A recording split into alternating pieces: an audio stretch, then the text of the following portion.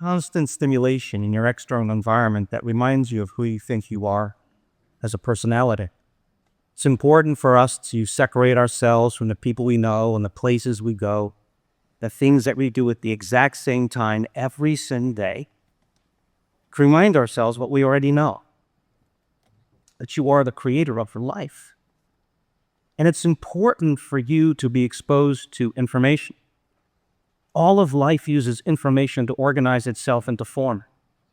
Without new information, nothing new can be born.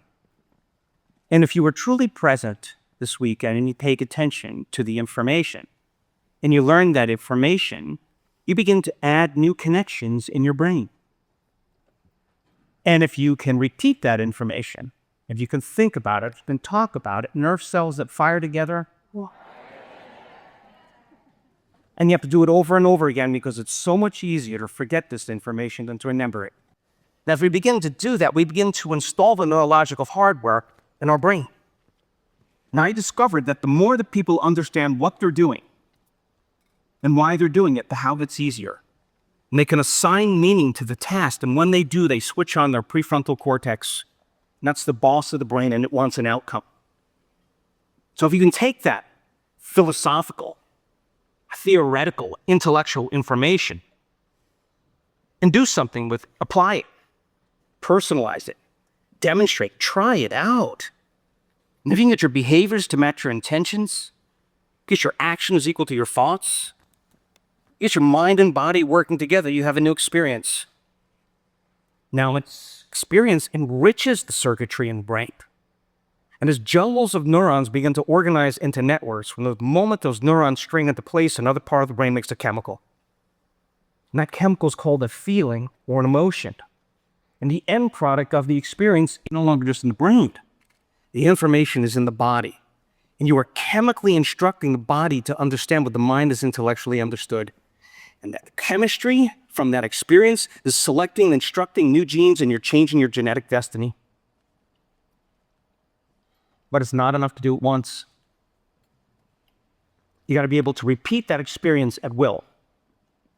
You got to be able to do it over and over again. If you can continue to repeat that same experience over and over again, you're going to neurochemically condition your mind and body begin to work as one. When you've done it so many times that the body now knows how to do it better than the conscious mind, it's innate in you. It's easy, it's familiar, it's automatic. You know how you do it, but you don't know how you do it. Come on, you with me? So our job then, from this weekend, is to go from philosopher to initiate to master. From knowledge to experience to wisdom, from mind to body to soul, from thinking to doing to being, to learning with your heads, applying with your hands, and knowing it by heart.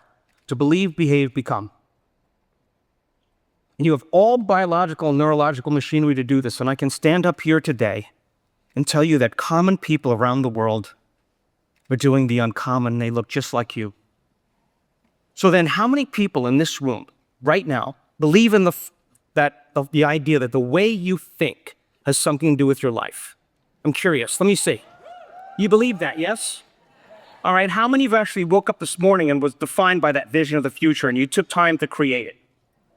Remember that vision of the future? That means you don't believe it's possible. If you knew it was the truth, you'd never miss a day. You would never miss a day in creating the life that you want. And you would never let any thought slip by your awareness unnoticed or unchecked by you. And if we think 60 to 70,000 thoughts in one day and 90% of the thoughts are the same thoughts as the day before, you just told me that you believe that your thoughts have something to do with your life. Yeah. Yes. So if you're thinking the same thoughts 90% of the time, your life should stay the same. Come on, you with me? Because the same thoughts lead to the same choices. Same choices lead to the same behaviors. Same behaviors create the same experiences. The same experience produce the same feelings and emotions. Those same feelings and emotions inspire the very same thoughts in your biology, your neurocircuitry, neurochemistry, your hormones, your gene expressions stay the same because you're staying the same. And there's a principle in neuroscience that says that nerve cells that fire together keep thinking the same thoughts over and over again, good or bad. Keep thinking those thoughts over and over again, you create a belief. A belief is just a thought you keep thinking over and over again until you hardwire it in your brain. Come on, you with me? And from our beliefs, we create our perceptions. We don't see things how they are, we see things how we are. And they become automatic, they become unconscious. And you behave the same way, you make the same choices, you do the same things, you create the same experiences that stamp the same networks of neurons into the same patterns, all for the familiar feeling called you. I don't know, let's be conservative. For 5 years. Would you agree then that by the time we're in the middle of our life, our personality, how we think, how we act, and how we feel becomes programmed subconsciously? That's 95% of who we are by the time we're in the middle of our life, are a set of unconscious programs. Come on, are you with me? So then, how you think, how you act, and how you feel is called your personality. And your personality creates your personal reality. That's it. That's it. So the present personality who's sitting here today called you has created the present personal reality called your life. Not your ex, not your mother. You create that life. Yes? All right, so if your personality creates your personal reality, then it makes sense then if you wanted to change your personal reality, change your life, that means you'd have to change your personality. That means you would have to change. Come on, are you with me? Because nothing changes in your life until you change. Yes or no? So it usually takes crisis, it takes disease, it takes diagnosis, it takes loss, betrayal, to where nothing's making that feeling go away any longer. And you could actually begin to observe your own thoughts. Because you don't feel like yourself, you can see yourself through the eyes of someone else. It's called metacognition in neuroscience. You could pay attention to how you act and your habits and behaviors. You could look at the emotions that defined you, and you begin to objectify your subjective self. And that's the first step to change. Because most people try to create a new personal reality as the same personality. It doesn't work. You literally have to become somebody else. Come on, with me still. Theoretically then, if you learn new information like you did this weekend and you logged that information in your brain, that information would be in your brain for you to actually choose something new and do something differently. Yes? To create a new experience, to do one, feel differently, feel a different emotion. And we discover that when people just retreat from their lives for 7 days, and they immerse themselves in the process of information and transformation, at the end of those 7 days, the majority of people have a completely different biology. Think differently, act differently, feel differently, new personality. New personality, new personal reality. Come on, are you with me?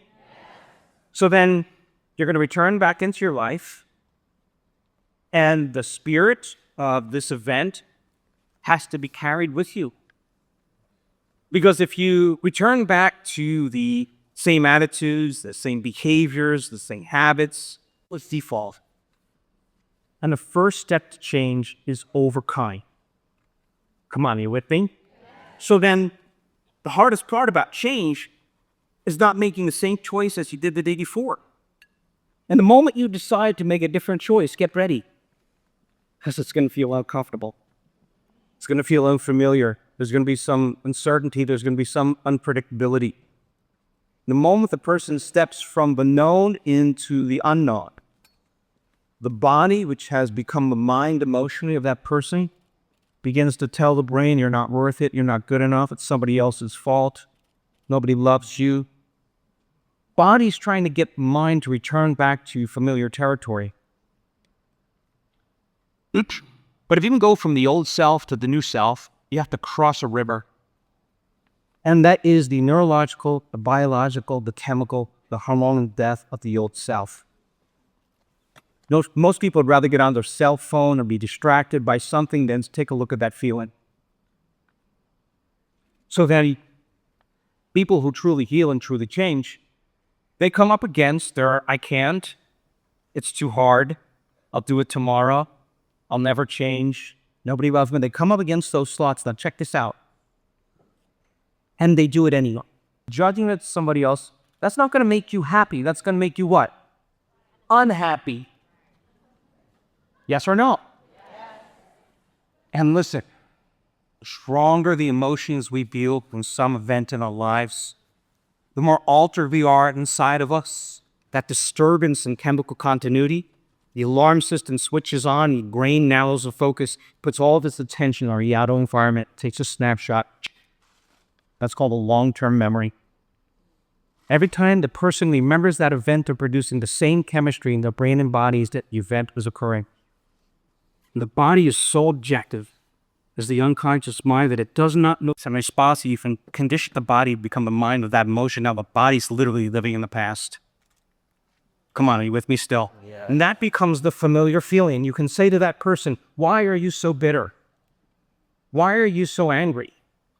Why are you suffering so much? They'll say, I am this way because of some event that happened to me 10 years ago. What they're really saying is, I had an event that changed me and I have not been able to change since. Are you with me still? And then they do what? They tell a really good story. But the latest research on neuroscience says that 50% of that story isn't even the truth. They make stuff up. Okay. I'm going to feel the emotion of what the experience would be like before it happens. I'm going to feel the emotion. I'm going to teach my body emotionally what that future feels like before it occurs. What would gratitude be like? What would love for life feel like? What would joy for existence be like? What would be grateful to be alive? What would it feel like to be unlimited? I'm going to teach my body to feel this way. Because if I feel the emotion in my future, I'll no longer be looking for it. You only look for it when you feel separate from it. We can't attract anything in our lives that we feel separate from. Come on, are you with me? And now, in state of being your entire day. And if you say to me, oh, no, was that person or that circumstance or that meeting that made me feel this way? I say, oh, no. You're back to the unconscious program being victims to your life. But when we allow someone or something to control the way we feel and think, and we say, what's wrong with you? It's that person, that thing that's making you feel and think this way. Anything that controls us, we're victims to. Yes or no? Yes. And I'm thinking equal and feeling equal to the memory I have of that person in a circumstance. Come on, you with me? Yes. So then, how many times do we have to forget? Until we stop forgetting and start remembering. That's called the moment of change. Because I hope now that you understand that return back in joy, if you've learned all these wonderful things from all these wonderful people, and whatever you want to use to apply in your life, just make the time to do it. Because many of you will return back to your life and you will never do it. You know why? Because you don't believe it's the truth. If you knew it was the truth, you would choose yourself every single day. And your belief in yourself must be burned. Toby knows that for you. Are you having a good weekend?